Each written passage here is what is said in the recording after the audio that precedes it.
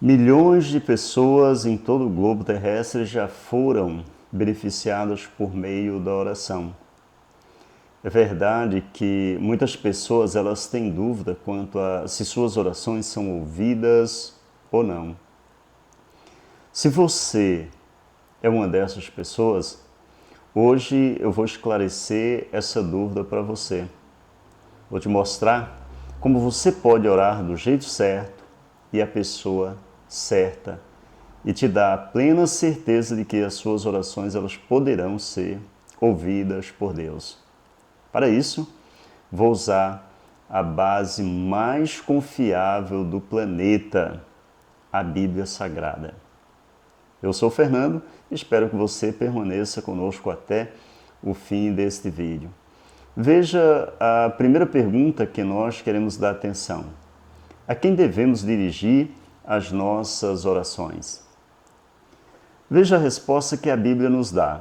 Aqui no Evangelho de Lucas, no capítulo 11, no versículo 1, os apóstolos de Jesus, eles pediram para ele ensinar eles a orar, assim como João Batista havia ensinado os seus discípulos. Daí, no versículo 2, Jesus disse para eles orarem da seguinte maneira. Ele disse, digam, Santo Pai, santificado seja o teu nome. Note que nesse verso, Jesus ele diz a quem as nossas orações devem ser dirigidas. Ao próprio Deus, a quem Jesus chamou de Pai e também nosso Pai. Jesus, ele deu exemplo nesse sentido. Ele sempre orou a Deus. E ele disse que era a ele que nós deveríamos dirigir as nossas orações. Jesus, ele conhecia bem a verdade citada no Salmo 65, versículo 2, onde as palavras ali diz que chama Deus de ouvinte de oração. E diz que a ele iria afluir pessoas de todas as nações, pessoas de todo tipo. Isso significa que Deus não delegou a ninguém o direito ou o privilégio de ouvir orações, nem mesmo ao seu Filho amado, Jesus Cristo. Ele não fez isso. Ele mesmo tira tempo para ouvir nós humanos, mostrando o quanto ele está interessado em nós humanos. Esse é o primeiro passo. As nossas orações devem ser dirigidas únicas, exclusivamente a Deus. O segundo, o que Deus espera que nós não façamos quando nós nos dirigimos a Ele em oração. Isso está destacado aqui no livro de Mateus, ou no Evangelho de Mateus, no capítulo 6, versículos 7 e 8. Note o que Jesus disse nesse versículo. Quando orar, não diga as mesmas coisas vez após vez, como fazem as pessoas das nações, pois imaginam que serão ouvidas por usarem muitas palavras. Não sejam como elas, porque o seu Pai sabe do que vocês necessitam antes mesmo de lhe pedirem. Jesus é bastante claro em mostrar o que nós não devemos fazer quando oramos a Deus. Não usar as mesmas palavras vez após vez. O que significa?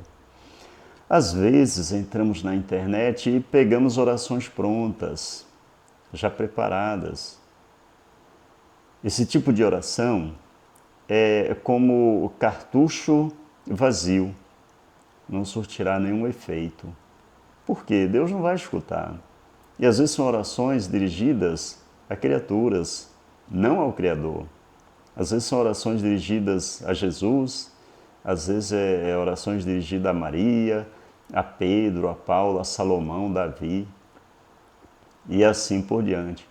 Jesus disse que Deus não vai ouvir. Por quê? Porque não está sendo dirigida àquele que de fato é chamado na Bíblia de o ouvinte de oração.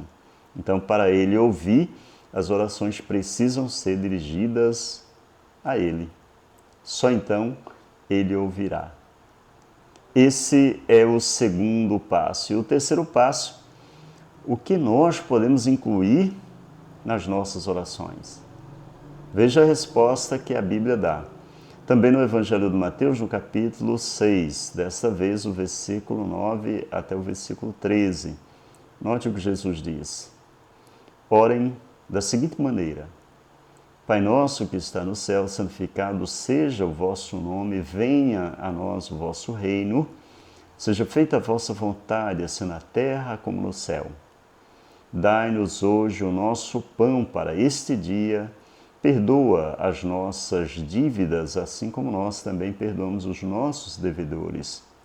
E não nos leves à tentação, mas livra-nos do maligno.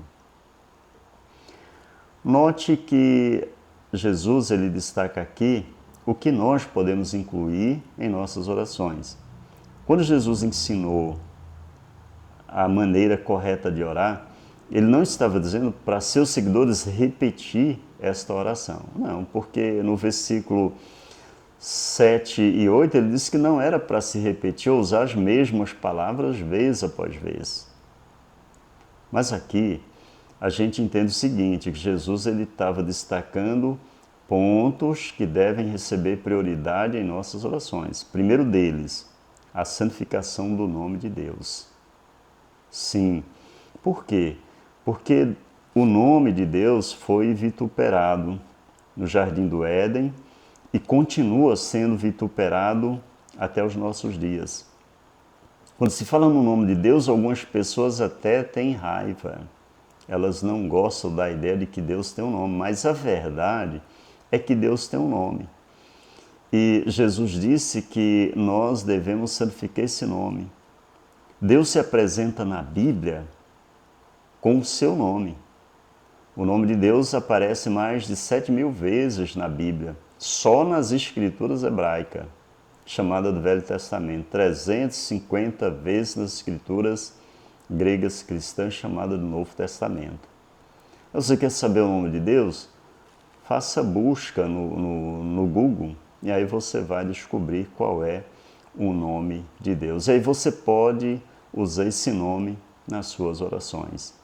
Segundo ponto que Jesus chama a atenção é: venha o teu reino, seja feita a tua vontade, como no céu, assim também na terra.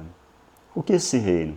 Esse reino que Jesus cita aqui é um governo celestial e que desde o céu ele vai governar a terra, fazendo com que a vontade de Deus ela seja feita aqui como é no céu. Porque como nós aprendemos já, lá no Éden Deus expressou qual era a vontade dele, que os humanos vivessem aqui em perfeição e felicidade eterna. Mas Satanás como que atrapalhou o cumprimento do propósito de Deus, mas não fez isso de forma definitiva, porque Deus tomou medidas para resolver essa questão, as questões levantadas por Satanás lá no Éden, e vai resolver isso por meio do reino, como nós observamos no versículo 10 desta oração. Então, é um assunto que nós podemos incluir em nossas orações, a vinda do reino de Deus, porque é o único instrumento que Deus usará para trazer verdadeira paz e segurança a todo o planeta Terra. Daí Jesus ele fala que nós podemos incluir em nossas orações as nossas necessidades pessoais, como o sustento material, quando ele diz: dai-nos o pão para este dia. Às vezes a situação não fica fácil, como sabemos, não é fácil para ninguém. Às vezes ficamos desempregados e aí entra a necessidade de incluirmos um pedido de ajuda a Deus nesse sentido, né? Para arrumar um emprego, um meio de sustentar a nossa família. É um assunto para ser incluído em nossas orações. Outra questão que Jesus chama a atenção, a questão espiritual que pode nos trazer paz mental, a questão do perdão. Quando ele diz: perdoa as nossas dívidas, assim como nós perdoamos os nossos devedores. É verdade que todo dia a gente erra, todo dia a gente peca, faz raiva a um, faz raiva a outro, e a gente também é chateado. Precisamos do perdão de Deus, mas para isso Deus espera que nós perdoamos aqueles que estão em dívida conosco. Seja o nosso irmão, seja o nosso pai, seja a mãe, seja um filho, vizinho, amigo, colega de trabalho, de escola, não importa.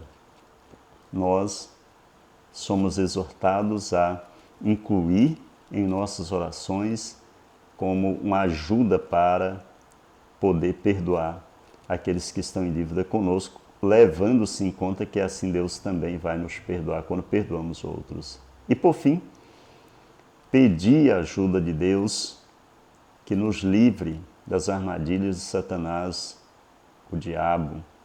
São muitas, né? É imoralidade, é pornografia, é roubo, é corrupção, é bebedeira, tantas outras coisas. São assuntos que nós podemos incluir em nossas orações pedindo livramento dessas coisas. Esses 3 passos vai nos dar a garantia de que nós podemos ter as nossas orações ouvidas por Deus. E o que mais poderia ser incluído em nossas orações? O apóstolo Paulo, na carta aos Filipenses, no capítulo 4, versículos 6 e 7, ali ele disse que nós podemos deixar Deus conhecer as nossas ansiedades, ou as coisas que nos preocupam. E ali ele assegura que o Deus de paz nos dará a paz, que está além de toda a nossa compreensão.